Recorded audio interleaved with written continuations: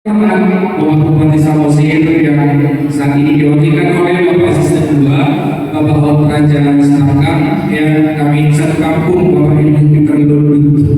Ya, jadi kalau Bapak ini cerita sedikit, kalau Bapak ini jalan pagi, saya itu sedang menyambung itu budaya positif Bapak ini dampak dari guru penggerak saya jadi tukang sambung di rumah. Gitu. Nah, dan terhormat Bapak Kepala Dinas Pendidikan Kebudayaan dan Olahraga, Bapak Gubernur, dan yang terhormat Bapak dari Kejabis Bapak Aritora dan Ibu dari BPKB, terima kasih sudah hadir yang bersama kita, dan yang terhormat Bapak Ibu Kepala Sekolah, ya, utusan dari komunitas pelajar dan tim PIC dari guru penggerak Bapak Pindrana Bapak Muslim.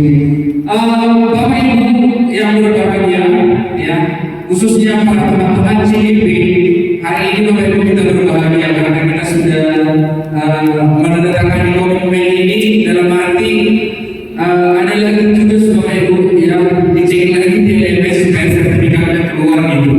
Oke, izinkan saya Bapak Ibu hari ini menyampaikan pengalaman saya selama mengikuti program guru penggerak selama 6 bulan ini. Bapak Ibu, selama saya mengikuti guru penggerak, program guru penggerak memang agak berbeda dengan Ibu Didi tadi, kan? Ibu Didi cerita sedikit dari Bapak Ibu, tapi memang Tuhan memberkati Ibu Didi bisa sampai pada saat ini. Kalau saya Bapak Ibu berbeda dengan Ibu ini, tidak terlalu sedih dan juga memang tidak terlalu senang-senang lah, ya. Kadang-kadang saya kurang semangat bila mana ada tugas-tugas yang bentrok gitu kan. Tapi memang dengan kolaborasi teman-teman yang satu kelas itu bisa semua terselesaikan. Terima kasih juga kepada Ibu Kepala Sekolah saya yang hadir pada hari ini, Bu Ernest Jagagan, yang telah mendukung saya selama saya mengikuti program guru penggerak ini. Dan beliau ini adalah salah satu fasilitator juga program guru penggerak. Jadi banyak ilmu-ilmu yang kami dapatkan ketika ada waktu untuk sharing. Jadi ini salah satu pendongkrak saya lah, boleh sampai saat ini. Ya kan, bisa kan? Iya. Oke, Bapak Ibu, selama saya mengikuti program CPP ini, saya juga banyak mengalami perubahan-perubahan positif. Salah satunya bahwasanya siswa itu adalah kita menjadi amoknya lah di sekolah itu.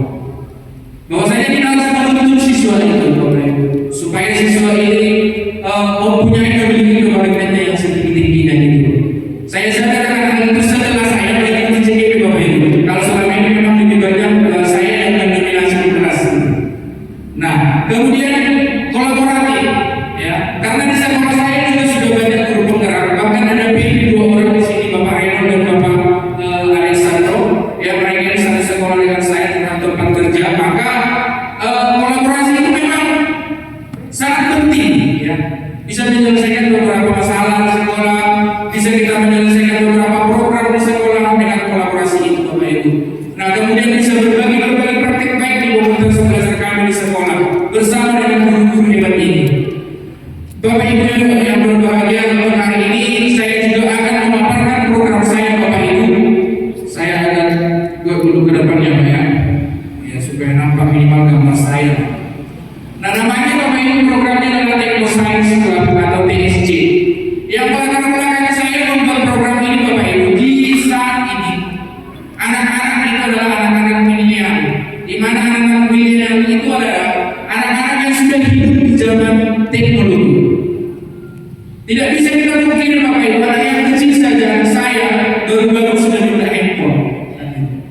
Nah, di sini anak SMP itu rata-rata SMP yang untuk laporan itu 70% sudah punya gadget, 30% lagi orang tuanya yang sudah punya gadget dan bisa dipakai anaknya. Nah, hal inilah yang melatar belakang saya membuat program ini. Kemudian guru-guru di SMP di Papua juga adalah salah satu aset yang bagus, ya. Karena guru-guru di SMP ini seperti tadi saya katakan sudah ada 8 orang guru penggerak. Ada 2 PP, kepala sekolahnya fasilitator dari kami. Nah, jadi ini bisa membentuk kolaborasi yang baik untuk program ini. Kemudian perguruan itu juga mempunyai lab IPA, laboratorium. Kemudian memiliki lab komputer, walaupun komputernya tidak terlalu banyak pasien.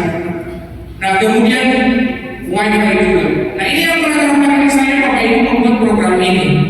Di mana prakarsa perubahan yang sudah kami buat suatu kali di guru penggerak, yaitu adalah meningkatkan karakter kreatif dan inovatif melalui pembelajaran berbasis teknologi digital. Jadi berhubungan dengan program ini Bapak Ibu, ya, siswa nanti ya akan memiliki karakter inovasi, yang berinovatif, kreatif, ya, untuk pembelajaran. Kemudian siswa itu juga bisa memahami konsep sains dengan pendekatan teknologi digital.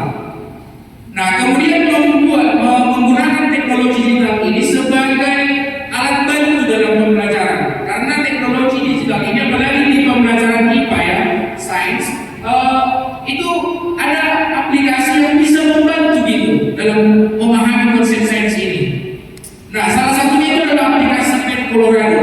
Nah, ada aplikasi seperti itu, kenapa tidak kita pakai kan gitu Bapak Ibu.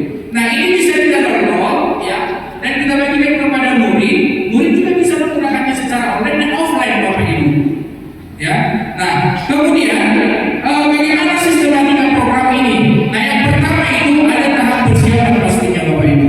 Nah, di dalam tahap persiapan itu ya saya berdiskusi dengan kepala sekolah, kemudian PKS guru dan juga MGPP yang ada di sekolah. Nah, kemudian kita akan mensurvei kebutuhan siswa, ya, kemudian minat siswa. Karena Bapak Ibu, karena ini adalah tekno sains, ya, barangkali tidak semua anak didik itu menyukai sains, kan begitu Bapak Ibu. Jadi kita juga harus survei minatnya. Nah, sesuai dengan filosofi Hajar Dewantara bahwasanya kita harus menuntut mereka sesuai dengan kodratnya, minat bakatnya. Nah, maka kita harus mensurvei minat bakat dari siswa tersebut. Nah, kemudian kita pelaksananya karena ini adalah kegiatan ekstrakurikuler. Nah, ini targetnya itu kelas 7, 8, 9. Nah, ini akan kita buat pembinaan, ya. Kemudian untuk pembuatan suatu proyek, ya, produk dari apa yang mereka sudah pelajari. Apa keterkaitan antara teknologi dengan sains? Apa keterkaitan antara sains dengan teknologi? Nah, gitu. Nah, apalagi saat ini Bapak Ibu, AI ini kan sedang berkembang. Nah, AI ini sedang berkembang, ini akan bisa kita manfaatkan untuk pembelajaran. Akan tetapi Bapak Ibu, ya, AI ini juga terkadang ada masalah di dalamnya. Ya, pernah saya coba membuat soal, memang bisa dijawab. Ya, tapi langkah-langkahnya ada yang salah menurut pemahaman saya. Nah, itulah Bapak Ibu pentingnya kita sebagai guru, sebagai fasilitator di sini. Nah, kemudian untuk tahap puncaknya, untuk hasilnya itu akan kita pamerkan Bapak Ibu. Nah, setelah itu kita harus refleksi. Apa yang menjadi refleksi kita terkait program yang sudah kita buat ini. Nah, kemudian Bapak Ibu, kalau ada program seperti ini, dia itu program yang menurut kita sudah mumpuni dan sangat bagus, menurut kita pasti ada tantangan Bapak Ibu. Tantangan yang pertama itu yang paling ini juga saya rasa sering dialami oleh Bapak Ibu guru yang lain, ya. Ketersediaan dari komputer yang ada di sekolah. Karena apa Bapak Ibu? Karena memang pada saat ini sewaktu kami diskusi kemarin juga ada seorang bapak, ya, bapak koordinator guru penggerak mengatakan kalau di Finlandia itu sekarang Pak, anak-anak sudah dilarang menggunakan gadget dan gitu. Karena apa? Karena memang merusak kesehatan dan begitu. Nah, namun Bapak Ibu, gadget itu kita perlukan, ya, untuk membantu ketika memang, ya, komputer yang ada atau laptop yang ada di sekolah kita itu tidak mencukupi. Nah, gadget itu bisa kita perlukan. Nah, persoalannya tidak seluruh siswa punya gadget yang memiliki minat untuk teknosains ini. Nah, bagaimana kita mengatasi tantangan ini? Nah, kita pun menjadi kelompok-kelompok kecil mereka, ya, yang menggunakan gadget, yang bisa menggunakan komputer itu, dan yang tidak punya, kita kelompokkan Bapak Ibu, seperti kelompok heterogen, ya, untuk kegiatan ekstra ini. Nah, itu yang menjadi solusi yang bisa saya sampaikan. Nah, kemudian Bapak Ibu, dengan program ini, anak-anak juga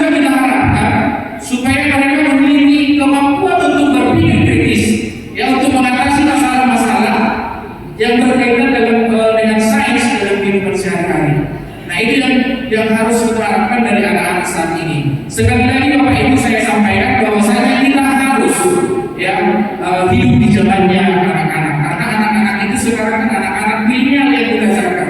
Maka kita juga harus bisa hidup di zaman mereka, zaman milenial. Karena saya rasa kita yang berada sedang menjadi guru-guru ini kan, kalau ditanya zaman kita zamannya kolonial kan begitu.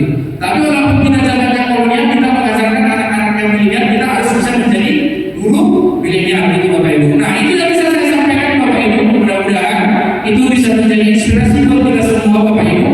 Kurang lebih ya ada yang dari perkataan saya yang kurang, saya mohon maaf. Sekali lagi saya sapa Horas. Baik, tepuk tangan untuk Bapak Redi dengan programnya TSC, Teknologi Science Club.